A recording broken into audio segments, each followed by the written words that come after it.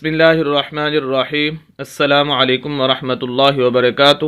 Welcome مائی YouTube channel حافظ شفیق۔ معزز سامعین، امید کرتا ہوں کہ سب خیریت اور عافیت کے ساتھ ہوں گے۔ الحمدللہ تختی نمبر 15 ہم نے مکمل کر لی تھی۔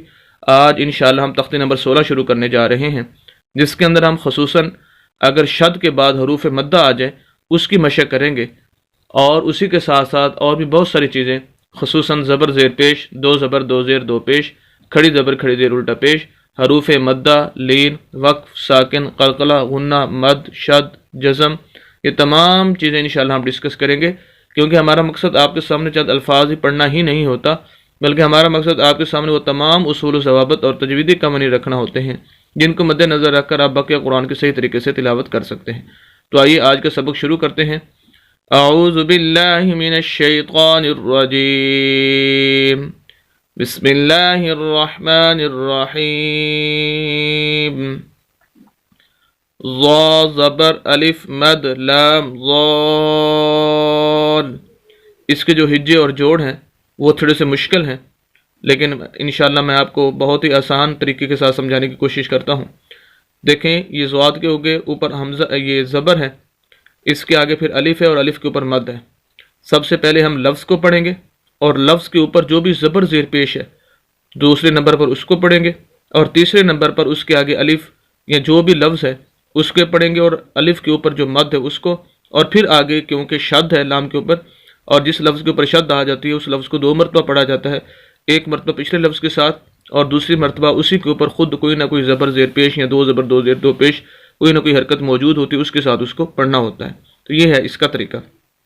اب دیکھیں، ضا زبر الف مد لام ضال، لام دو زبر لن ضالن۔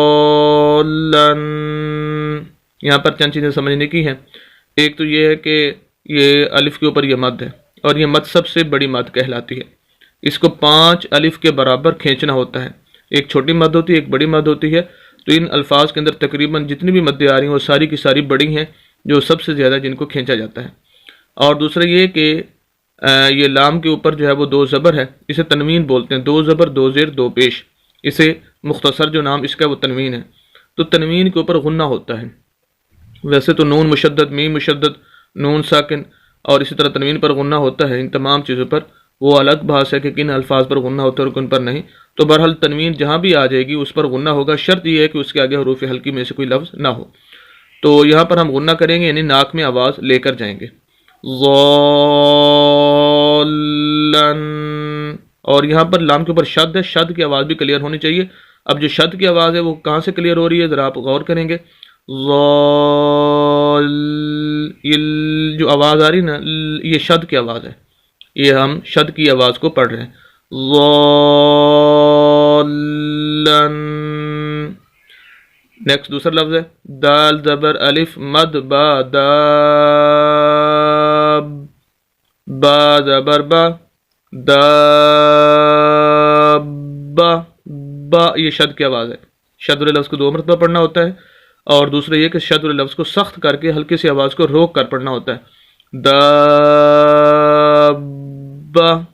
تا دو زیر تین، دو زیر تنوین آ گئی ہے، یہاں پر بھی غنہ ہوگا، ناک میں آواز جائے گی، دابتن۔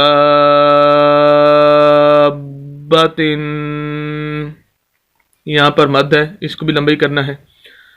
تیسرا لفظ ہے حا زبر الف مد جیم حاج، جیم زبر جا حاجہ، کاف زبر کا حاجہ کا، حا زبر الف مد جیم حاج، جیم پیش واو جو حاجو، کاف زبر کا حاجو کا۔ یہاں پر دیکھیں ہا کے آگے الف ہے، اور یہ جو ہے الف کے اوپر مد ہے، اس کو ہم نے کھینچنا ہے۔ اور دوسرا یہ کہ جیم کو ہم واو کے ساتھ ملا رہے ہیں کیونکہ واو ساکن ہے۔ جو ساکن لفظ ہوتا ہے وہ بھی خود بخود نہیں پڑھا جاتا، اس کو ہیلپ کی ضرورت ہوتی ہے پچھلے لفظ کی، اس وجہ سے ہم پچھلے لفظ یعنی جیم کو پھر واو کے ساتھ ملائیں گے۔ اور دوسرا یہ کہ ہم جیم کو لمبا کر رہے ہیں، کھینچ رہے ہیں، اس کی وجہ یہ کہ یہ واو مدہ ہے اس کے آگے۔ واو مد ویسے تو حروف مدہ 3 ہوتے ہیں، الف مدہ، واو مدہ اور یا مدہ۔ واو مدہ کی علامت اور نشانی یہ ہے کہ ایسی واو ساکن، یہ واو ساکن جس کے پچھلے لفظ کے اوپر پیش آ جائے اس کو واو مدہ کہتے ہیں، اور ایسے لفظ کو لمبا کریں گے۔ اس وجہ سے ہم جیم کو ذرا لمبا کر کے پڑھ رہے ہیں، حاجوکا ضالن دابت حاجکا حاجوکا۔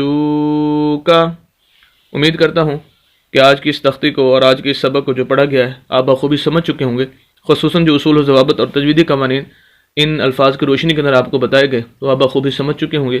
مزید اسلامی ویڈیوز کے لیے اور قرآن کو صحیح تجوید کے ساتھ پڑھنے کے لیے ہمارے یوٹیوب چینل حافظ شفیق کو ضرور سبسکرائب کیجیے، صدقہ جاریہ سمجھ کر ہمارے ویڈیوز کو شیئر بھی کیجیے۔